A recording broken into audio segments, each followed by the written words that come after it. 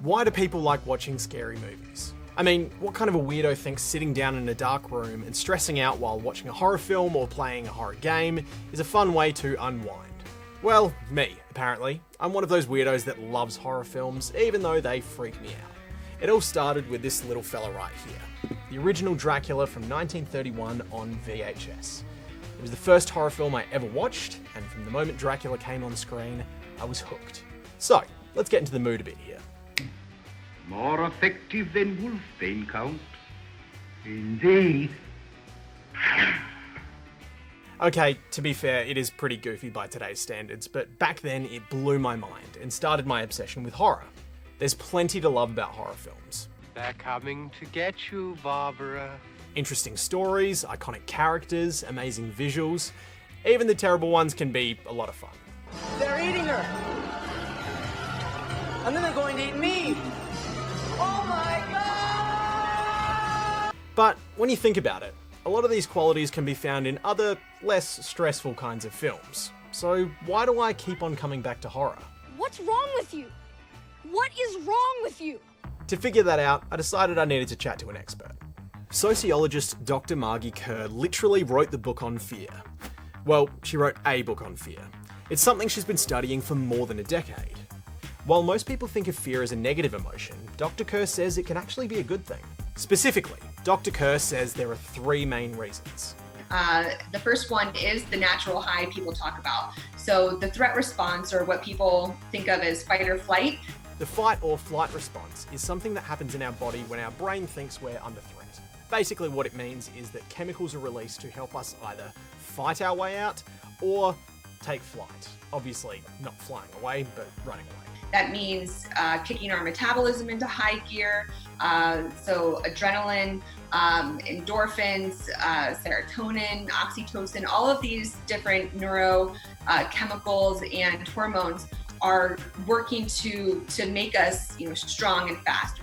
When our body releases these chemicals, it can feel pretty great. Not only that, but our focus turns to survival instead of other things that might be stressing us out. Like if we're having a bad day, or we're worried about something in the future.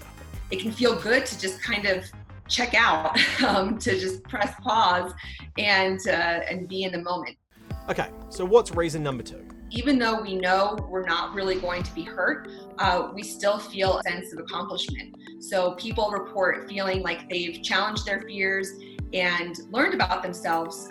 It might seem a bit weird, but simply watching a movie can give you the same feeling as completing something difficult, like a 5K run. We made it. And finally, reason number three. Horror films can actually be a really positive social experience that helps to bring people together. They're serving to create an experience that is bonding us more closely to people that we trust. Well, a boy's best friend is his mother. With friends and family, it really does create those memories that you talk about years later, and it's kind of the stuff of nostalgia. So, if watching horror films is so great, why doesn't everybody love them? Enjoying fear is a very individualized thing. A lot of people have specific types of content that they really enjoy engaging with. That could be physically engaging stuff like roller coasters or extreme sports, or something a bit more passive, like simply watching a scary movie. What's your favorite scary movie? I don't know. But some people don't like either, and that can be based on a combination of their genes and their experience. Research has shown that some people are just more stress sensitive, so they essentially are experiencing either a more intense or just more uncomfortable physical experience that is just not pleasant. This leads me to my final question.